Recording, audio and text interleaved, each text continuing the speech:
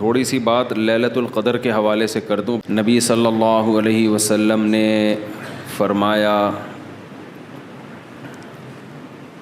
کہ لیلۃ القدر میں یہ دعا زیادہ پڑھا کرو، اللہم انک عفو تحب العفو فاعف عنا۔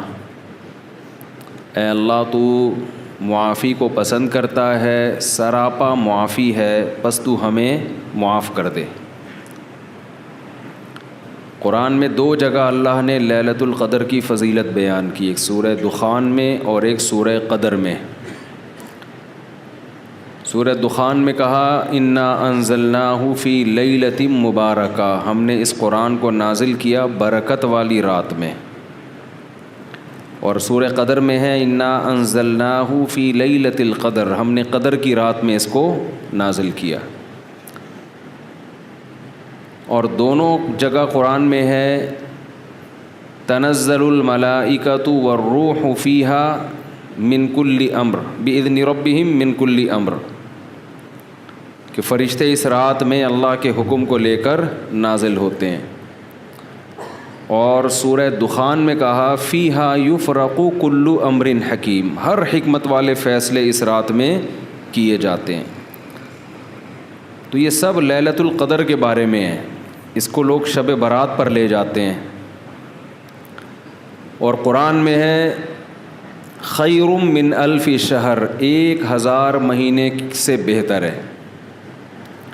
تو اس لیے لیلۃ القدر کو تلاش کرنا چاہیے، ہمیں متعین طور پر وہ بتائی نہیں گئی ہے، بتایا گیا تھا نبی صلی اللہ علیہ وسلم کو، لیکن آپ کو بھلا دیا گیا۔ اس میں حکمتیں ہیں، مصلحتیں ہیں۔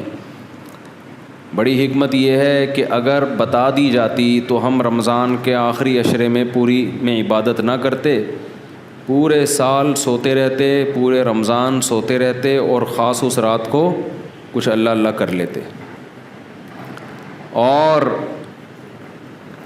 یہ بھی خطرہ تھا بتا دی جاتی تو اس میں گناہ کا عذاب بھی 1000 گنا، سینکڑوں گنا بڑھ جاتا، پھر حجت تمام ہو جاتی، پھر کوئی گناہ گار یہ نہیں کہہ سکتا تھا کہ بھائی مجھے کیا پتہ تھا آج لیلۃ القدر ہے، تو بڑا عذاب آ سکتا تھا اللہ کا، کوئی اس رات میں گناہ کرتا۔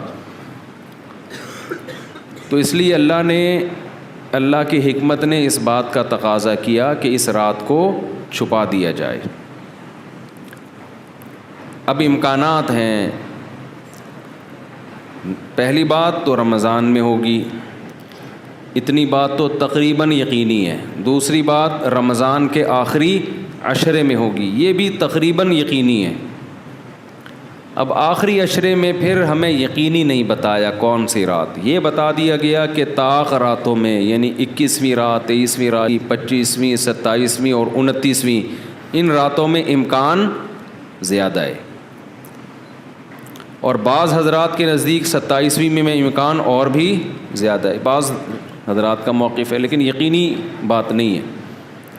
تو طاق راتوں میں یعنی کوشش تو کریں رمضان کے آخری عشرے میں عبادت کریں، ورنہ کم سے کم آخری درجہ کیا ہے کہ رمضان کی طاق راتوں میں خود بھی نماز، تلاوت اور دعا میں دل لگائیں، اور اپنے گھر والوں کو بھی نمازوں اور تلاوت میں لگائیں، دعاؤں کو، بچوں کو بھی لگائیں، اٹھایا کریں رات کو جا کے کہ بیٹا اٹھو، تھوڑا اللہ اللہ کر لو، نماز پڑھ لو، کچھ اللہ سے دعائیں مانگ لو۔ دعا کو بہت فوکس کرنا چاہیے، آج کل دعاؤں کو چھوڑ دیا بالکل، حالانکہ سب سے بڑی عبادت ہی دعا ہے۔ دعا میں اللہ اور بندے کا جو کنیکشن ہوتا ہے نا، وہ نماز میں بھی نہیں بنتا، وہ تلاوت میں بھی نہیں بنتا، وہ جو تعلق بنتا ہے نا اللہ اور بندے کا دعا میں، وہ کسی عبادت میں نہیں بنتا۔ تلاوت کا مطلب تو یہ ہے کہ اللہ آپ سے کیا کہہ رہا ہے وہ سن لیں آپ، اس میں تو یہ فائدہ ہوتا ہے۔ لیکن دعا میں تو آپ اللہ سے تعلق بڑھاتے ہیں نا، آپ اللہ سے مانگتے ہیں۔